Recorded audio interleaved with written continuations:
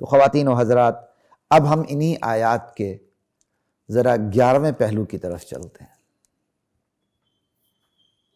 اس میں ہم آپ کو اپنا منہج بھی بتاتے ہیں، اپنا مزاج بھی بتاتے ہیں، اور پھر اپنی دعوت بھی بتاتے ہیں۔ آپ یہ دیکھیے قرآن کریم کی یہ آیت ہے، اس آیت میں صاف کہہ دیا گیا ہے لا تحرک به لسانک لتعجل به ان علینا جمعہ وقرآنہ فاذا قرأناہ فاتبع قرآنہ ثم ان علینا بیانہ۔ آپ نے زبان کو حرکت نہیں دینی، قرآن کی وحی جب اتر رہی ہو اس کو سینے میں جمع رکھنا، اس کو آپ کی زبان سے ادائیگی کروانا ہمارا کام ہے۔ جب ہم تلاوت کر رہے ہوں آپ نے خاموش رہنا اور سننا ہے بس۔ تو قرآن کریم کی آیات الفاظ کے عموم کو دیکھ کر منطبق کی جاتی ہیں۔ قرآن کریم کی آیات شان نزول میں بند نہیں ہوتی، یہ بات یاد رکھیے گا۔ تو یہ کیا کہتے ہیں، العبرۃ لعموم اللفظ لا لخصوص سبب، اعتبار الفاظ کے عموم کا ہوتا ہے، مخصوص سبب کا نہیں ہوتا۔ تو الفاظ میں عموم میں جب قرآن پڑھا جا رہا ہو تو خاموشی سے سنیں، بس خاموش رہیں اور سنیں، سمجھے؟ وَإِذَا قُرِئَ الْقُرْآنُ فَاسْتَمِعُوا لَهُ وَأَنصِتُوا، قرآن پڑھا جا رہا ہو کان لگا کے سنو، خاموش رہو۔ یہ آیات امت کے اس سب سے بڑے طبقے کی دلیل ہے جو یہ سمجھتا ہے کہ امام کے پیچھے مقتدیوں کو فاتحہ نہیں پڑھنی چاہیے۔ یہ قرآن کی دلیل قاطع ان کے پاس موجود ہے کہ جب امام تلاوت کر رہا ہو تو آپ خاموش رہیں، کہ وہ قرآن کا حکم ہے جب قرآن پڑھا جا رہا ہو تو خاموش رہو۔ اور یہ امت کا سب سے بڑا طبقہ ہے۔ احناف، چاروں ائمہ میں احناف کی تعداد پوری دنیا میں سب سے زیادہ ہے۔ تو امت کے علماء کی جو سب سے بڑی تعداد ہے امت میں، وہ یہ سمجھتی ہے کہ جب قرآن پڑھا جا رہا ہو کسی بھی صورت میں، چاہے وہ امام ہے، اب امام قرآن پڑھ رہا ہے تو پیچھے مقتدیوں کو خاموش ہونا چاہیے، انہیں خود فاتحہ نہیں پڑھنی چاہیے یا کوئی اور صورت نہیں پڑھنی چاہیے۔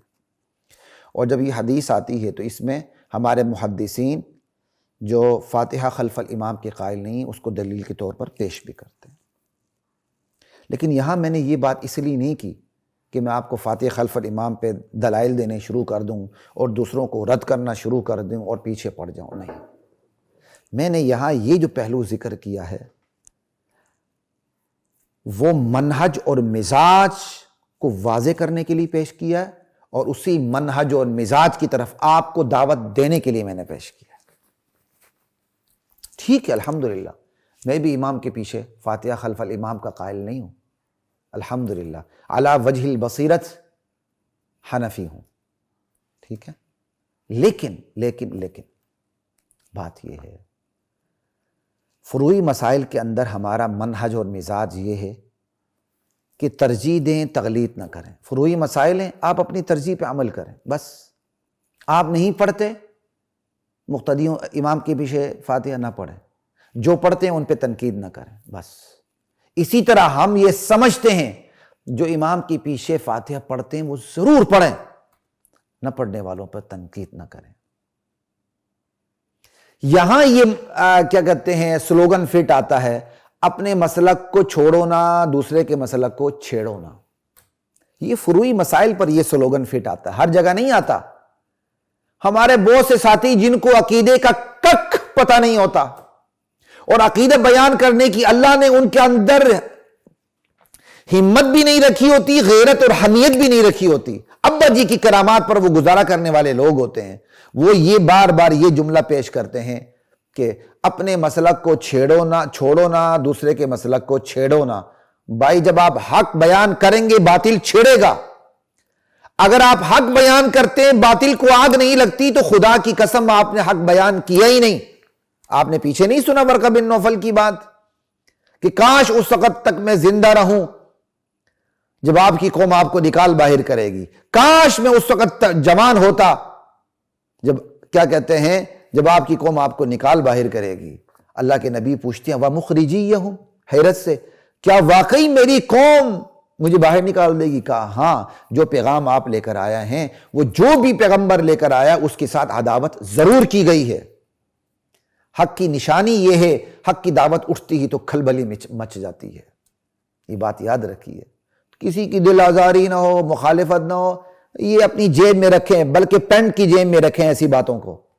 دل آزاری کرنے کے لیے ہم حق بیان نہیں کرتے، ہم حق کو قائم رکھنے کے لیے حق بیان کرتے ہیں۔ اب اسی میں کسی کی دل آزاری ہوتی ہے تو یہ اس کا اپنا قصور ہے کہ اپنے دماغ کو ٹھیک کرے، ورنہ کیا قرآن کریم سے دوسروں کو دل آزاری نہیں ہو رہی ہے؟ تو کیا اللہ کا کلام غلط ہے؟ لا الہ الا اللہ۔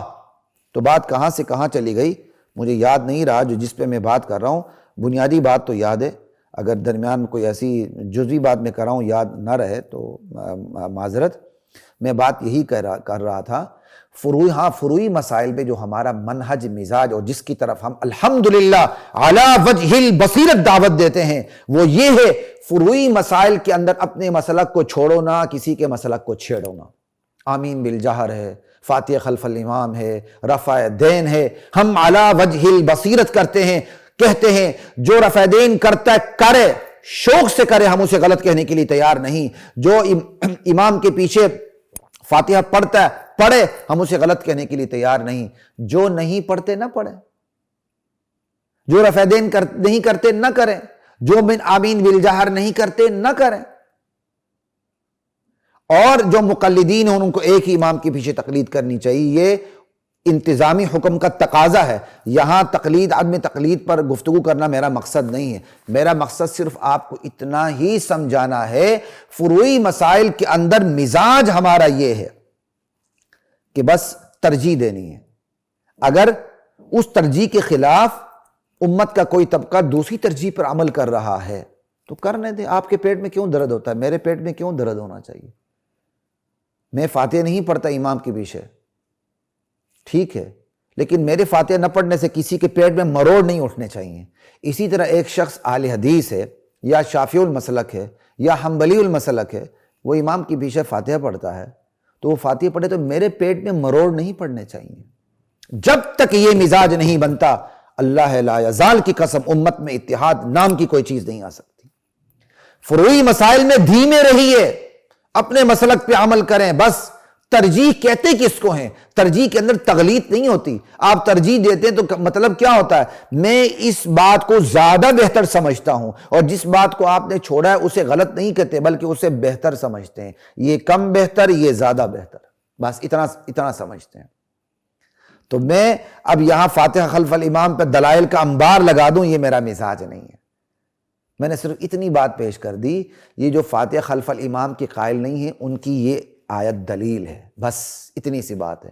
اور جو فاتحہ خلف الامام پڑھتے ہیں ان کے پاس احادیث، بہت بڑی تعداد میں ان کے پاس احادیث کی دلیل ہے۔ وَلِكُلٍّ وِجْهَةٌ، سمجھ آئی؟ کوئی مسئلہ نہیں، ان کے پاس بھی دلیل ہے، ہم ان کو غلط نہیں کہتے۔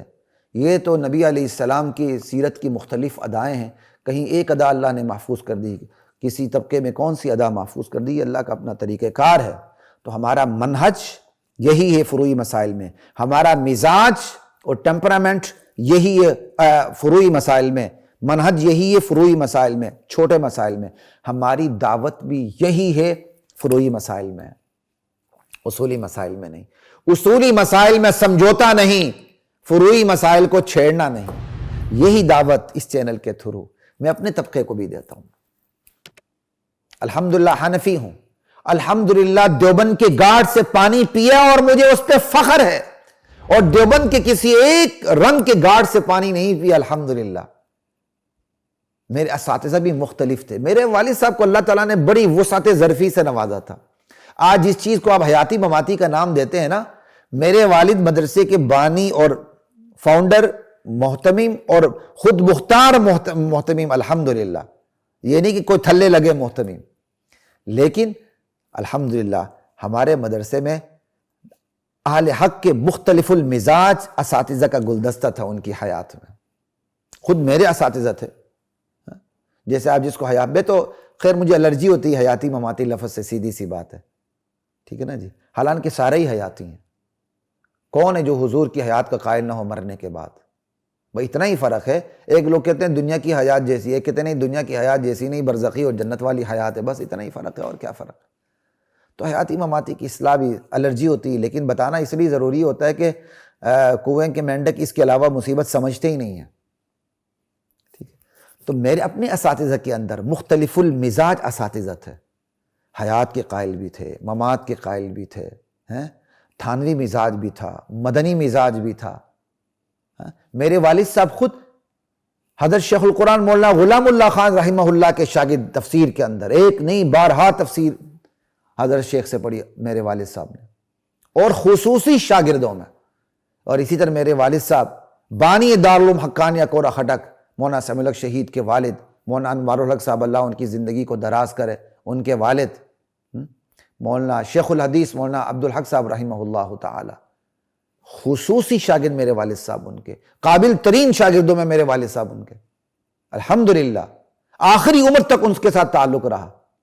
الحمدللہ ان کی وفات پر میرے لڑکپن کا دور تھا، ان کی وفات پر میں والد صاحب کے ساتھ باقاعدہ دارالعلوم حقانیہ گیا تھا۔ اس کے علاوہ بھی ہم جاتے ہیں، ہمارا ان کے ساتھ بڑا والہانہ تعلق ہے، جس طرح ہمارا تعلق دارالعلوم تعلیم القرآن کے ساتھ والہانہ ہے، دارالعلوم اکورا خٹک کے ساتھ بھی بڑا والہانہ ہے۔ ہم تو دارالعلوم حقانیہ کو پاکستان کا دیوبند سمجھتے ہیں، دارالعلوم دیوبند سمجھتے ہیں۔ لا الہ الا اللہ۔ الحمدللہ یہ مزاج تو ہمیں اپنانے میں کوئی تکلیف ہی نہیں ہوئی، کیونکہ یہ مزاج ہمیں ورثے میں ملا، اساتذہ بھی مختلف المزاج ملے، اور ہر رنگ کے استادوں سے ہم نے الحمدللہ استفادہ کیا۔ میرے والد صاحب کے علم میں یہ بات تھی کہ میں مولانا ابو الحسن علی ندوی رحمۃ اللہ علیہ کی کتب کا بہت مطالعہ کرتا ہوں، یہ ان کے علم میں بات تھی زمانہ طالب علمی سے۔ اس وقت مولانا ابو الحسن علی ندوی رحمۃ اللہ علیہ زندہ تھی، تو کچھ عرصہ ہوا فوت ہوئے، تو میرے والد صاحب کے علم میں یہ بات تھی، اور میں الحمدللہ خیر میں مولانا ابو الحسن علی ندوی رحمۃ اللہ علیہ کے تاریخی افکار سے تو متفق نہیں ہوں، لیکن جو ان کا اتنا بڑا کام ہے امت کے لیے، اس کا تو میں مقلد کی حد تک ان کا کیا کہتے ہیں ان سے متاثر ہوں، اور میں نے ان کی تحریروں سے بہت ہی فائدہ اٹھایا ہے۔ جہاں تک تاریخ کی بات ہے، تاریخ میں بڑے بڑے کمزور پڑ گئے ہیں، تو اگر تھوڑی بہت غلطی ادھر ادھر ہوگی تو کوئی فرق نہیں پڑتا۔ تاریخ میں تو مولانا منظور نعمانی اور مولانا عتیق الرحمن سنبھلی یہ زیادہ بہتر چلتے ہیں انڈیا کے اندر۔ لا الہ الا اللہ۔ تو آپ کو بتانے کی بات صرف اتنی تھی کہ مولانا ابو الحسن علی ندوی رحمۃ اللہ علیہ کی میں کتب کو مطالعہ میں رکھتا تھا، تو اپنے آخری دورے میں جب پاکستان تشریف لائے، غالباً شیراں والا گیٹ آیا، تو ہم سے زیادہ دور بھی نہیں تھا، بس میری اپنی سستی، کاہلی، کم قسمتی کہ میں نہیں جا سکا مولانا ابو الحسن علی ندوی رحمۃ اللہ علیہ کی زیارت کرنے۔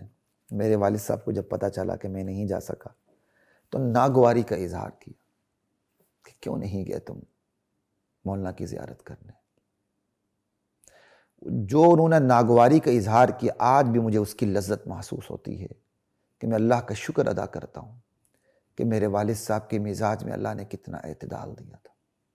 میرے استاد ہیں، بڑے اچھے استاد ہیں، میں نے ان سے کافیہ پڑھی ہے، دیگر کتابیں بھی پڑھی ہیں۔ میرے والد صاحب کی وفات پر حالانکہ ان کا مزاج اور ہے، لیکن میرے استاد ہیں، وہ مزاج اور ہونے سے بھائی کوئی اسلام سے کوئی نکل تھوڑی جاتا۔ یہ تو مختلف المزاج لوگ ہوتے ہیں، پھر ہی کوئی گلدستہ تیار ہوتا ہے، ہر پھول کی اپنی خوشبو ہے۔ میرے والد صاحب کی وفات پر اتنے بہترین الفاظ انہوں نے میرے تسلی کے لیے ادا کیے کہ خلیق یہ صرف تمہارے والد نہیں تھے، میرے لیے بھی والد کا درجہ رکھتے تھے۔ میں ان کے الفاظ نہیں بھولتا۔ تو الحمدللہ کہنے کی بات یہ ہے، ہمارا منہج، ہمارا مزاج یہی ہے، فروعی مسائل میں اعتدال۔ ہماری دعوت بھی یہی ہے، فروعی مسائل میں اعتدال۔ خدا کے لیے امت کو نہ لڑائیں، بہت ہو گئی۔ یہ لڑانے والے بھی علماء ہیں اور یہ ملانے والے بھی علماء ہیں۔ بس علماء میں سے سوچ سمجھ کر ان علماء کا انتخاب کیجیے جو ملانے والے ہیں، لڑانے والے نہیں۔ فروعی مسائل کے اندر، اصولی مسائل میں کوئی لڑتا ہے تو یہ اس کی غلطی، اصولی مسائل میں کسی کا کوئی لحاظ نہیں ہے۔ سیدھی سادی بات ہے، سیدھی سادی بات۔ اصولی مسائل میں کسی کا لحاظ نہیں، فروعی مسائل میں ہر ایک کا لحاظ ہے۔ اپنے مسلک پر عمل کرتے ہوئے دیگر آراء کی قدر کرنی، بس خاموش رہنا۔ آپ عمل نہیں کرتے، آپ درست نہیں سمجھتے تو خاموش رہیں۔ جس طرح رفع الیدین ہے، فاتح خلف الامام ہے، آمین بالجہر ہے، یہ تو بات استنجا بالحجر تک چلی جاتی ہے، اور آگے حیات ممات ہے، سماع موت ہے۔ اپنی اپنی ترجیحات رکھیں، اگر کسی کی اور ترجیح ہے تو کیا فرق پڑتا ہے میرے بھائی؟ کوئی آسمان گر گیا، کوئی زمین پھٹ گئی، کوئی آسمان پھٹ گیا، کوئی زلزلہ آ گیا، کیا امت کے اندر کیا یہ اختلاف موجود نہیں ہے؟ ان اختلافات کی نفی کر کے ایک دوسرے پر فتوے کسنے والے ارتداد کا، زندقہ کا، منافقت کے فتویٰ کیا کہتے ہیں، جھوٹ کے فتوے گھڑنے والے یہ امت کو منتشر کر رہے ہیں اور کچھ بھی نہیں کرے، کوئی خدمت سر انجام نہیں دے رہے ہیں، چاہے ان کا تعلق کسی مدنی گروپ سے ہو، تھانوی گروپ سے، حیاتی گروپ سے، مماتی گروپ سے ہو۔ یہ تو نام لیتے ہوئے مجھے تکلیف ہوتی، تو سارے اپنے ہیں، ان کو لڑانے والے اپنے نہیں ہیں۔ میں آپ کو سیدھی بات بتا دوں، یہ سارے اپنے ہیں، ان کو لڑانے والے کوئی بھی اپنا نہیں ہے، یہ بات یاد رکھیے۔ تو بس یہاں میں نے اتنی ہی بات کرنی تھی منہج مزاج اور دعوت سے متعلق۔